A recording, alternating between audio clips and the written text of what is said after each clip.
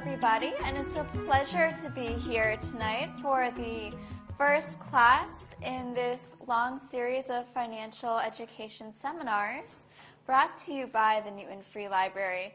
It's a very exciting program that's getting started tonight, bringing all sorts of topics of financial literacy to the community here.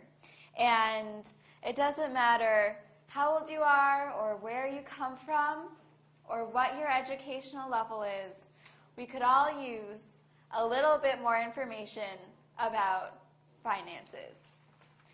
And so throughout the course, throughout the various seminars, each one is going to be building one upon the other.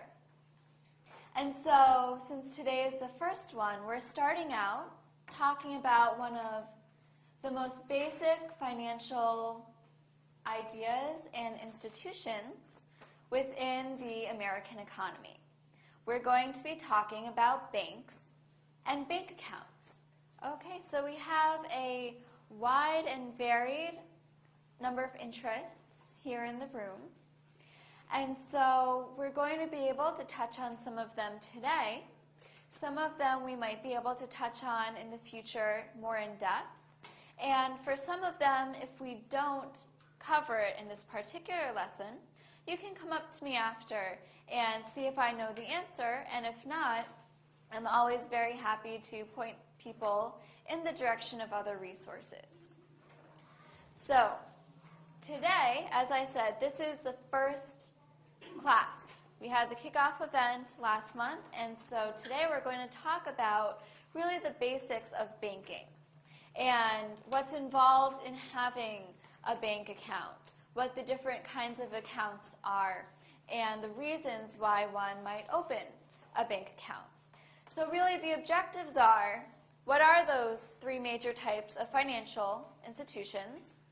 What are the 5 reasons to open a bank account? What are the steps involved to open a bank account? The 2 different kind of deposit accounts. What are some additional banking services? And the main function of some of the people who work in the bank.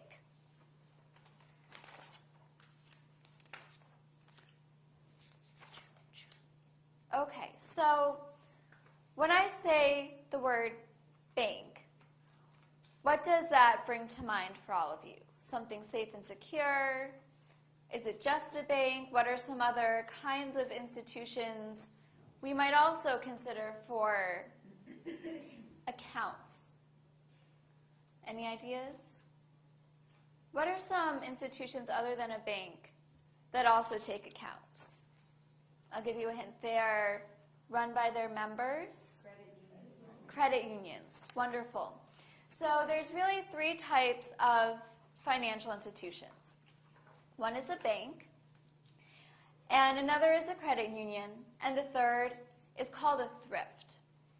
So a credit union differs from a bank because you have to be a member, and to be a member, you have to be part of whatever community that credit union is servicing.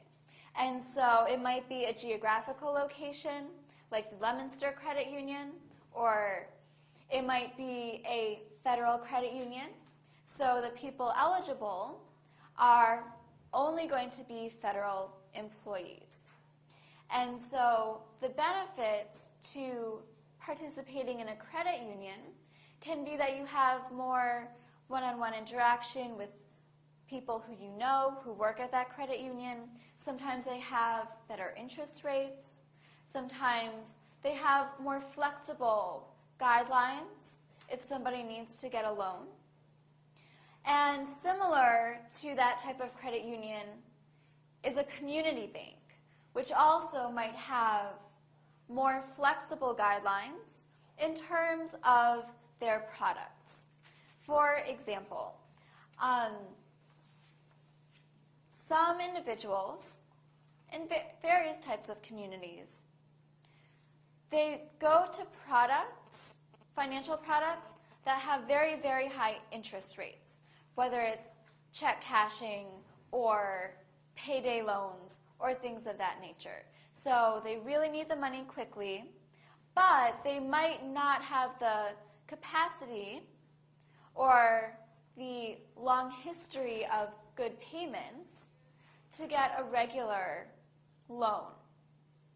And so some community banks and some credit unions, especially here in the Boston metro area and in the Worcester area, are looking at ways to serve their communities. Not just make money, but to serve their communities.